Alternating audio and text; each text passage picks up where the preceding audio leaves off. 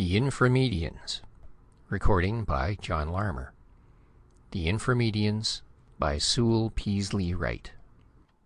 Into a land of shadows and lost souls goes Pete Graham in search of his hapless friends. There was no sense to the note. There was no sense to anything that Vic Butler did, for that matter. Where he hid away his vast scientific knowledge in that rattle-brained, red-haired head of his has always been a mystery to me. The note read, "Dear Pete, if you get this, I'm in a jam that promises some action. Drive out, if plane peddling is palling on you, and bust into the lab. I'm leaving another note there for you, old son, and after you read it, you can let your conscience be your guide. Bring a gat along and plenty of ammo.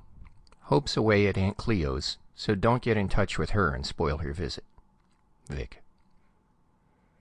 I had a hot prospect lined up for a demonstration that morning, but I didn't even stop to give him a ring. Vic and I had been buddies ever since we were kids, and besides, he was Hope's brother. Vic's place was out on the river, about 10 miles from town, and that little tan roadster of mine made it in just about 10 minutes. The traffic in the business district slowed me up a bit. There was nothing at all pretentious about the place. It was a rambling, lazy-looking house built largely of native stone, stretching its length comfortably in the shade of the big maples. Perrin, Vic's man-of-all-work, came hurrying out of the house to greet me as I locked my wheels on the drive before the door. "I'm glad you're here, sir," he exclaimed breathlessly. "I was just about to phone for the police. I was for certain, sir. Such goings-on, I don't know what to think." "What's the matter, Perrin? Where's Mr. Butler?" "Well, that's it, sir. That's exactly it. Where's Mr. Butler? And—" "Just a moment, please. Cut it short, Perrin. What's happened?" "I don't know. Yesterday afternoon Mr. Butler leaves a letter for me, which I'm to mail early this morning, special delivery. It's to you. I reckon you got it, sir?" "That's why I'm here. Go on."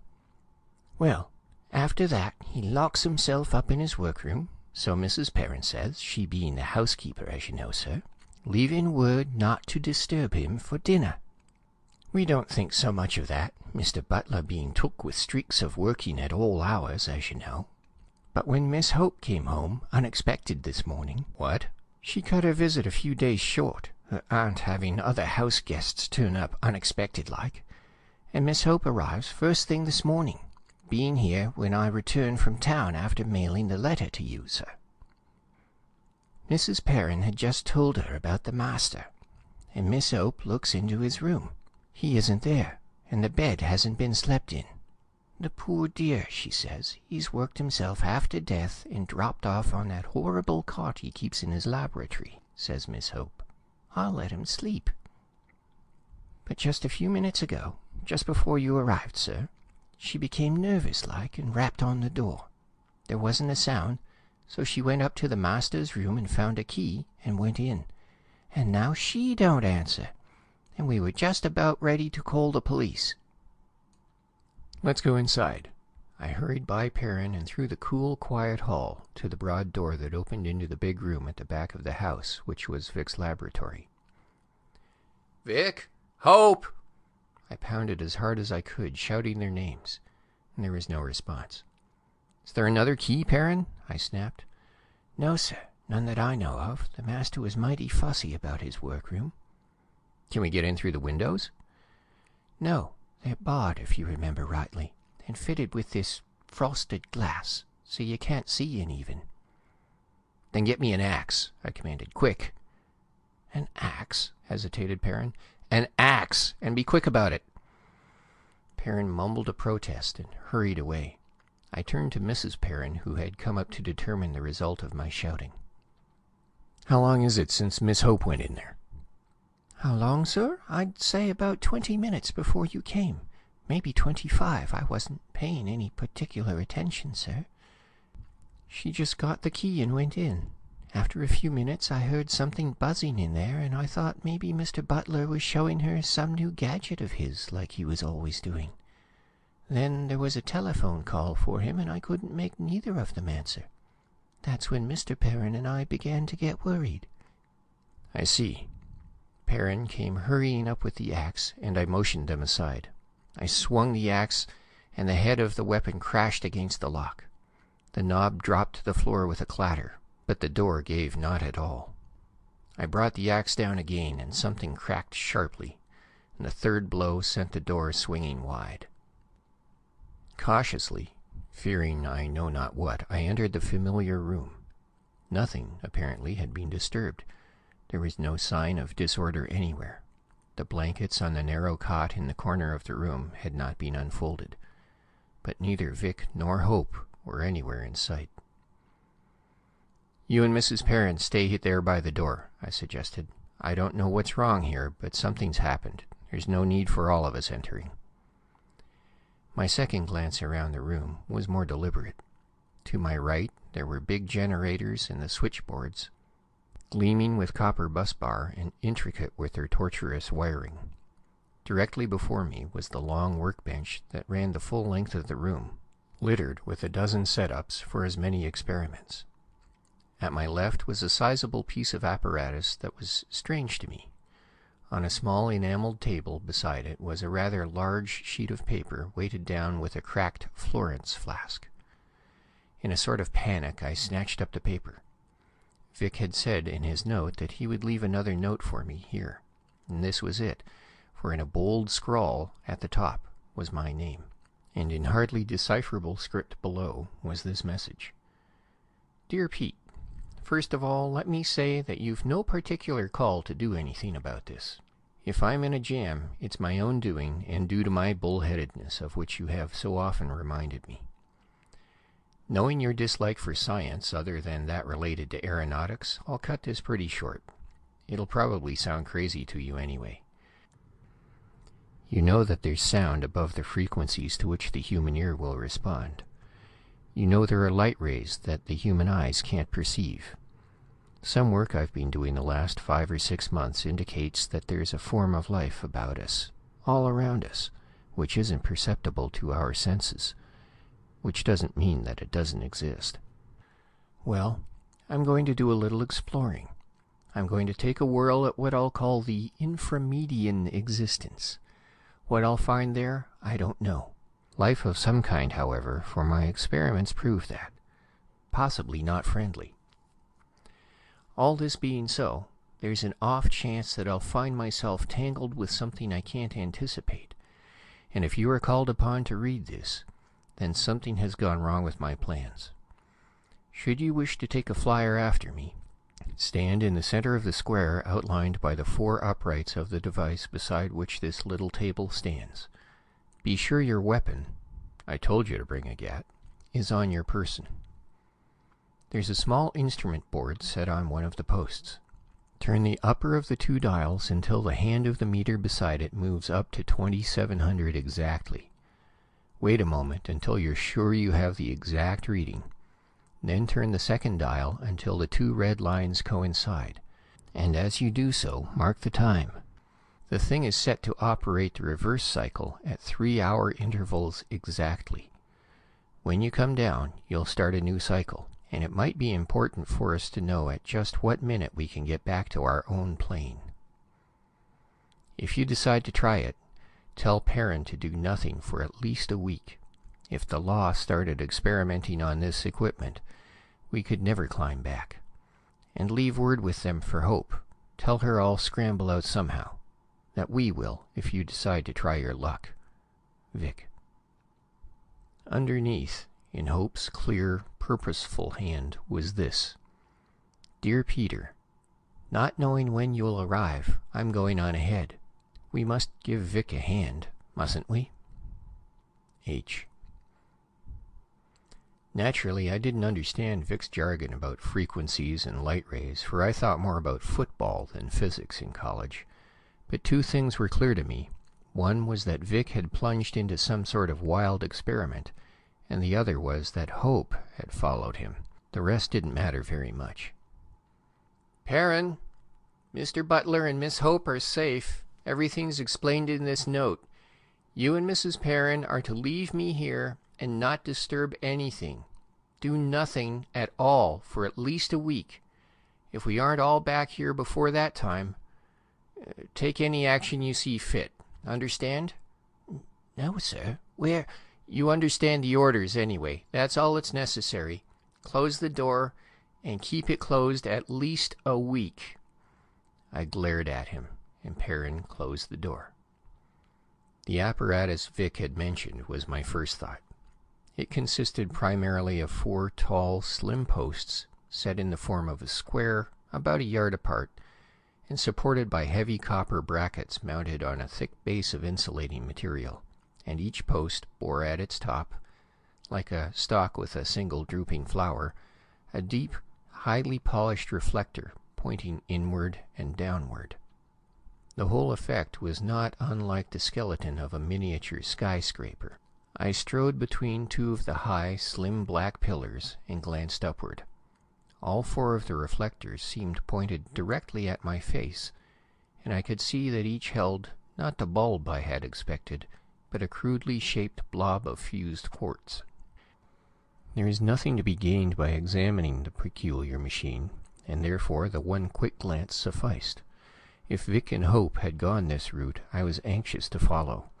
I glanced down at the papers in my hand and slowly turned the first dial on the little instrument board, narrowly watching the hand of the meter beside it, as Vic had instructed. The hand moved slowly, like the hand of an oil gauge in which the pressure is gradually built up. 21, 25, 26, 27. I waited a moment, conscious only of the faint hum of a generator at the other end of the room, and the quivering hand of the meter. I turned the dial back an imperceptible degree, and the hand steadied down exactly upon the numerals 2700. Then I touched the next dial. This second dial was no more than a thin disc of hard rubber or bakelite with a red scratch mark on one side. On the panel itself, far to the right of the dial's 0 point, was the red scratch mark that matched it. When the two coincided, well, something happened. I was conscious of a faint glow from above as I moved the dial slowly, so that its red mark approached the stationary one upon the panel. I glanced up swiftly. Each of the little blobs of quartz was glowing, each with a light of a different color. One was a rich amber, one a pale green, one a vivid electric blue, and one was fiery red. The intensity of the light increased steadily as I moved the dial. I could not only see the light, I could feel it. It beat upon my body and throbbed all around me. I had a feeling that the mingling rays of light conflicted with each other.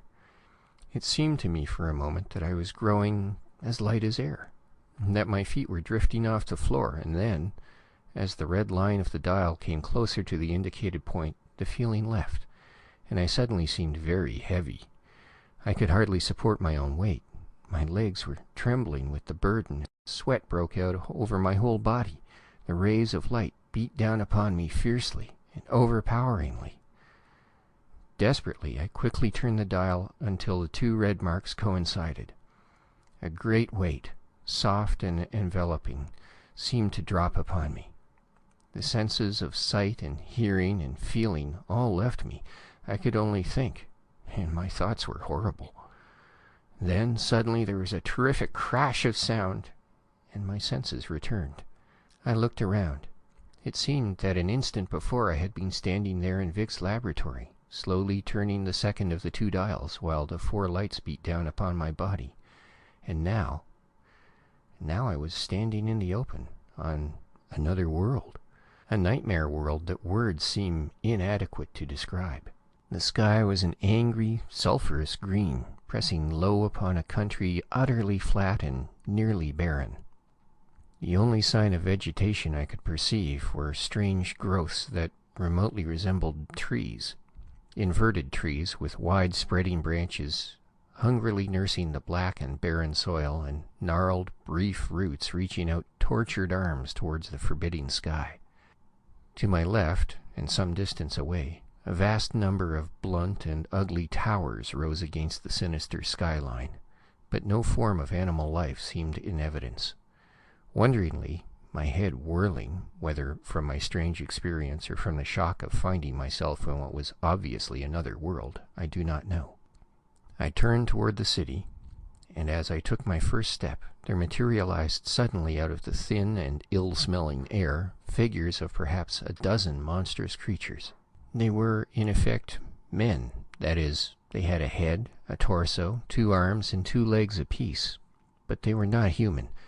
Those huge, round eyes, unblinking and browless, were not human, nor were their slitted, sunken mouths. They were not human beings. They were images of despair. Their thin legs seemed to buckle at the knees, their arms drooped from their shoulders, their mouths sagged at the corners, and even their huge ears hung down like a hound's.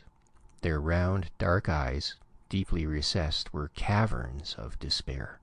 They were clothed in some coarse black stuff that bristled as though loosely woven of stiff hair, and yet which was not a true fabric, for it seemed to move within itself and scintillate, as though composed of billions of restless motes.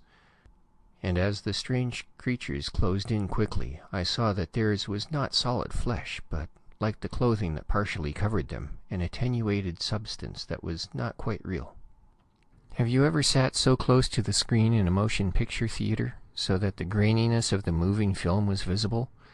These creatures were like such shadows, seen in 3 dimensions. I retreated 2 or 3 swift steps, jerking the revolver from my pocket. "Back," I warned, hoping they would understand the tone of voice, if not the words. "Back, or I'll pot a couple of you." They glanced at each other swiftly, almost as though they understood. It seemed to me that their mouths lifted, that they almost smiled. Then they rushed at me. I had only 1 box of cartridges, besides those in the cylinder of my gun. I didn't know what might be in store for me, and I took no chances. My first shot sent one of the creatures spinning to the ground. 2 more were almost upon me before I could level the weapon and pull the trigger again. I got them both. The rest of that unholy crew were grinning, and their eyes were shining with anticipation. They closed in upon me eagerly, each apparently doing everything in his power to invite my attention. It was bewildering, and I watched them warily, suspecting a trick. There were only 3 more cartridges left in my gun, and I did not dare replace the fired shells for fear they would rush me when the action was open and the gun momentarily useless. I was just about to risk 1 more cartridge when another figure materialized in the ranks of the enemy. A taller, commanding figure with a shining jewel, perhaps a mark of authority, dangling from his corded brown throat. The others fell back instantly, and the newcomer approached me swiftly, holding out his hands as though in supplication. So I was to receive a cordial welcome after all. I breathed a sigh of relief and pocketed the weapon, and instantly the dark eyes flashed angrily. I held out both hands to show that they were empty, trying to express my willingness to be friends. He hesitated, and then uttered a high-pitched sound that I presumed to be a word of command.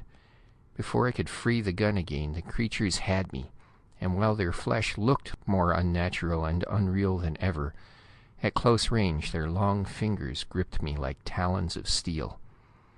The being which had uttered the command disappeared, and my captors led me, struggling and protesting, toward the black, ugly towers of the city.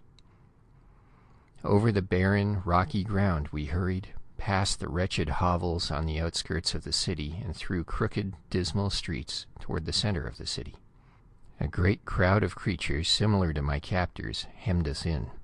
Before us, they thinned into nothingness as we approached, only to swarm into being in some other spot. It was terrifying, an unbelievable experience that made me question my sanity. The only vestige of comfort left me was the hope that they were taking me to Hope and Vic. At the entrance of one of the huge, misshapen black buildings, the creature with the brilliant stone at his throat appeared as suddenly as a light flashes up in the darkness. With him were 2 others, each wearing a similar jewel of authority.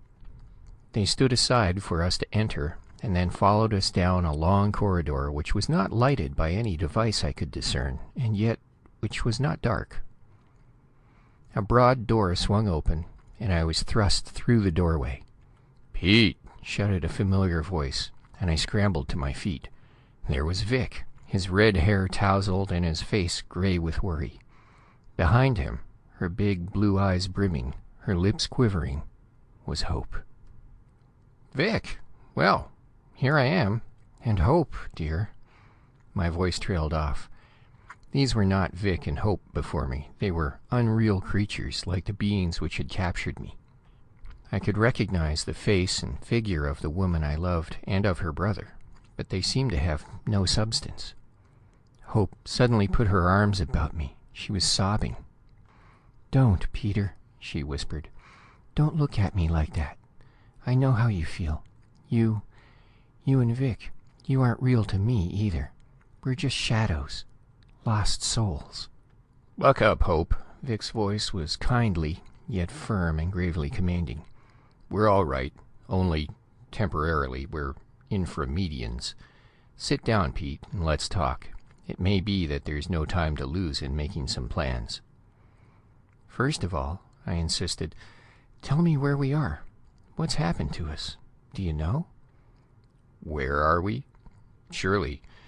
Looking at it in one way, we're less than a mile from my laboratory." "But Vic," I protested, "do you really mean that we're less than a mile from your laboratory? From our own world? If we were, we could see it. We'd bump into our own trees and houses and people. We'd be knocked down by automobiles and—" "Two bodies cannot occupy the same space at the same time. Old law of simple physics. Is that what you mean?" interrupted Vic. "Why, yes." "And a body, what's that?" "A body? Why, matter, I suppose." "And matter is what?" "Anything that occupies space," I replied triumphantly. I had remembered that much from my physics classes. "True," smiled Vic. "But let's see. It is possible to have sound and light in the same place, isn't it? We can even add other things, heat and electricity, for example. Speaking of electricity, a tremendous current of it adds nothing to the weight of the wire carrying it, and nothing to its bulk unless we have a heating overload.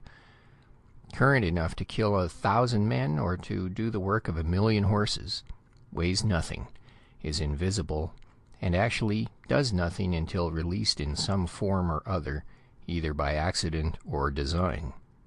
"True, but electricity isn't matter. Our old world is matter. I'm matter, and you're matter. Why don't we bump into things?" "Our old world is matter, true enough, but for the rest, you're wrong, Pete, old son. You're not matter anymore. You're something else. In terms of our own being, you do not exist in your present form. This world does not exist, and the reverse is just as true." I stared at him, bewildered.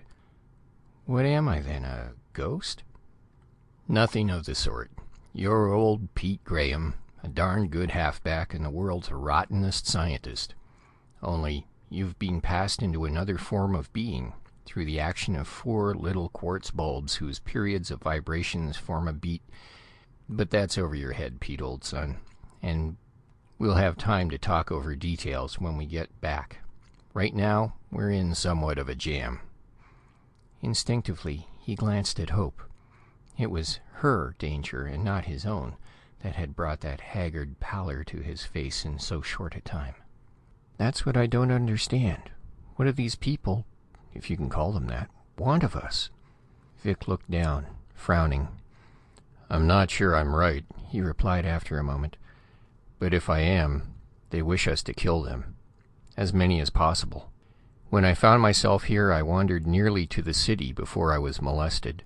When they did appear and tried to lay hands on me, I warned them back and finally shot one of them. The effect was magical. They seemed unable to believe the evidence of their eyes. They rushed me eagerly, each seeming to beg for a bullet. I gave them what they wanted, still hoping I could frighten them away.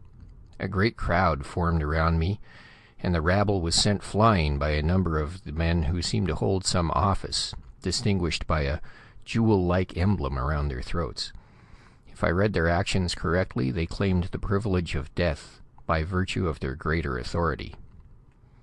Well, I finally decided that my gun did anything but frighten them. They were angry when I refused to do any more slaughtering and led me here.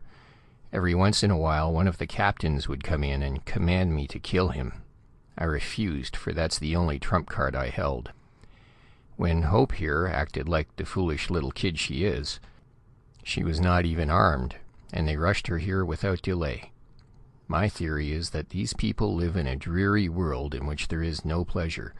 Their faces seem to show that. Apparently they live a very long time, and have no means of shortening that life. They are not intelligent. Things that would kill a man of our own world have no effect on them, for remember, they are not physical beings.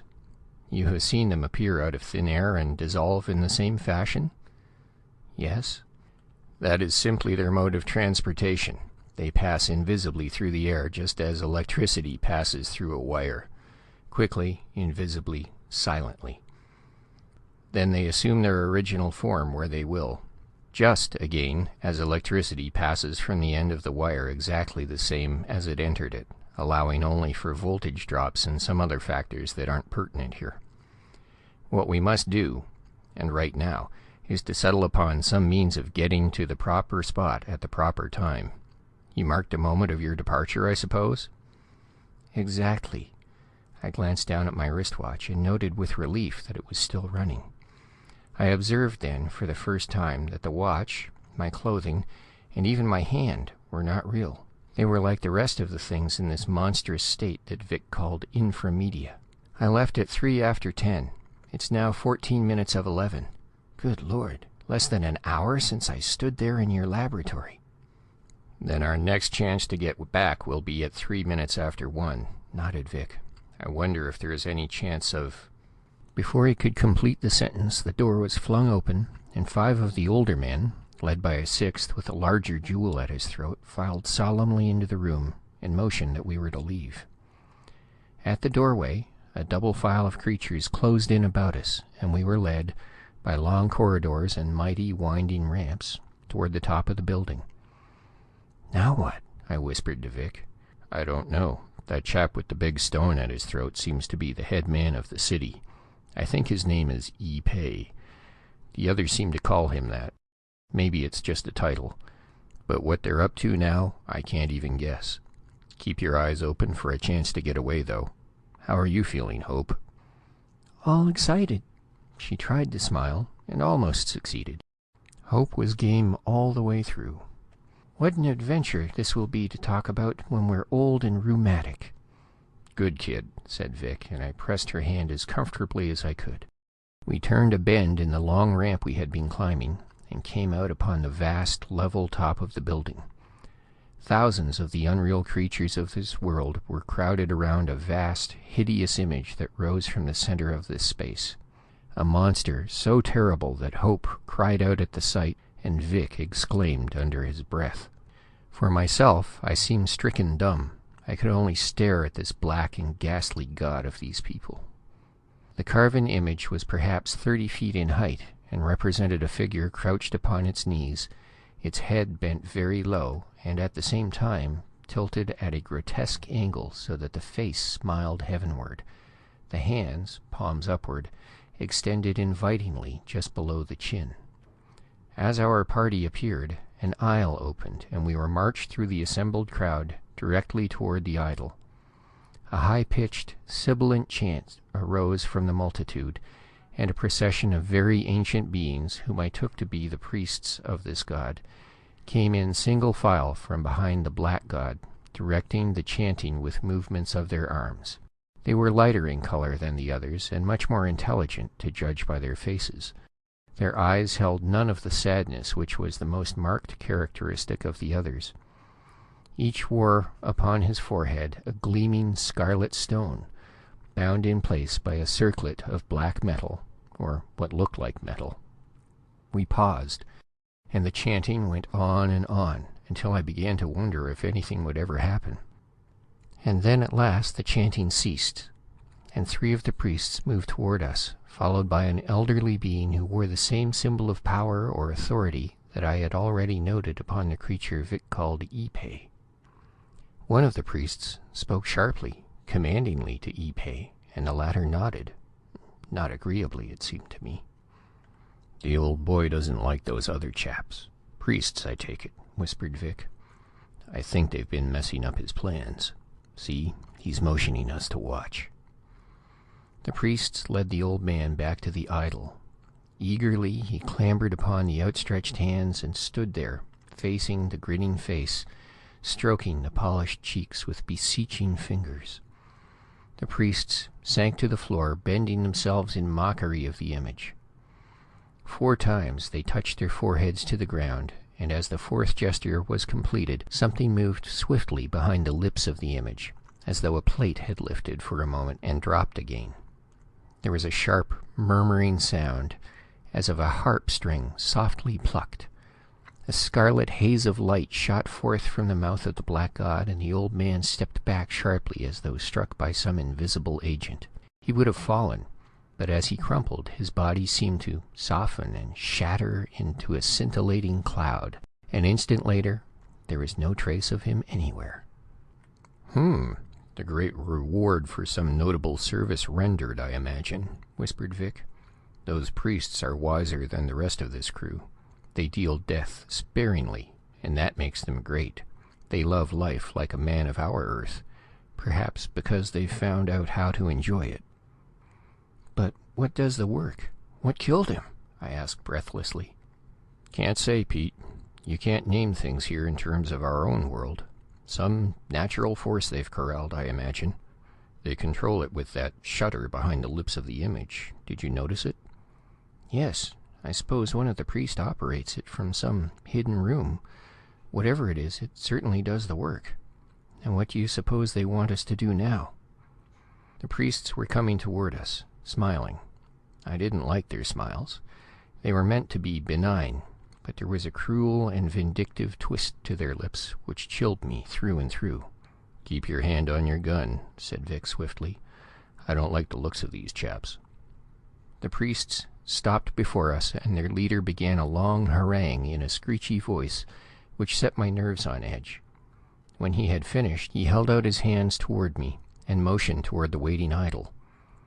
Ipe spoke up in sharp protest and thrust himself between me and the priest. For a moment, due to this obviously unexpected interruption, everything was in confusion. Pete, Vic was whispering excitedly in my ear. Listen, Pete, I think I see through this. These priests have heard about us and our death-dealing ability. They're jealous. They want a corner on that. Old Ipe figures maybe we could do him a favor in that line, and that's why he's arguing. The priests want to honor us for the good we've done, by giving us the reward we've just seen. So, before he could finish, Ipe was thrust aside by a group of angry guards, and I was jerked away. Hope screamed, and out of the tail of my eye I saw both Vic and Hope struggling frantically to free themselves from an overwhelming number of guards. Vic tried to shout something, but a claw-like brown hand was immediately thrust over his mouth. The guards who held me, followed by the priests, made their way toward the extended palms which formed the altar of this strange black god whose favor was death. At a command from the priests, the guards lifted me to the altar and then stood watchfully below, gazing up at me with puzzled, mournful, envious eyes. I saw the priests crouch low and make their first beseeching bow, in imitation of the black god. Frantically I looked about me, seeking some avenue of escape. Below me, hemming me in, were the guards, a triple ring of them through which I knew I could not escape. Behind me, for I was facing the multitude, was the hideous, grinning face of the idol. The priests bowed a second time. Both Hope and Vic were fighting desperately, but there were at least 10 guards to each of them. I lifted my hand and waved a farewell, hoping that one of them at least would see the gesture and know that my last thought was of them. Then, as the priests completed their third bow, I turned and faced the statue. As my eyes fell upon the shutter behind the thick, grinning lips, the shutter which released the lethal force, a wild and desperate idea came to me. With a shout, I jerked the gun from my pocket and leaped aside. As I did so, I fired twice into the gaping mouth, and saw the bullets shatter the heavy shutter. Then, with the humming sound ringing in my ears like a note of death, I leaped clear into the midst of the waiting guards. For an instant there was no movement, no sound from all that vast crowd. Even the guards seemed stunned, and I tore my way through them with hardly a pause in my stride. Then a shrill cry went up, a cry that drowned utterly the humming sound that issued from the shattered mouth of the idol. Blindly, the multitude surged toward the scarlet ray that dealt death, fighting their way toward the oblivion they so highly prized. Those who had been holding Hope and Vic were surging forward with the rest, their erstwhile prisoners forgotten in their mad greed for death. The crowd jostling about me seemed blind to my presence. Every eye was fixed on the altar-like hands of the idol and the death that blew across them. "Pete," yelled Vic. "Coming, boy?" He was waiting for me, staving off as best he could the rush of bodies around him, shielding Hope from the savage jostling. "Coming!" I leaned forward, butting with my head, both doubled fists working like pistons to clear my way to my companions. "Nice work, Pete," shouted Vic as I joined them, breathless but triumphant. "Now for a break. Gun loaded?" I snapped open the action and dropped in 6 cartridges. "It is now. I'll go ahead. You bring up the rear with Hope in the middle. Ready? Let's go." I plunged on, Hope's fingers gripping my belt. Fresh multitudes were pouring up the ramp, brushing aside the 5 or 6 priests that had hurried there in an effort to stem the tide. One of the priests saw us and cried out shrilly to his companions. With one accord they came toward us, obviously intent upon blocking our way. I have never seen in any other eyes such anger and hatred as blazed in the eyes of those strange beings. "Watch them, Pete," roared Vic. "We can't take chances." His gun roared twice from behind me, and 2 of the priests fell writhing to be instantly trampled into pulp. Another reached out long arms toward Hope, and I let him have it. There is nothing else to do. He went the way of the 2 others.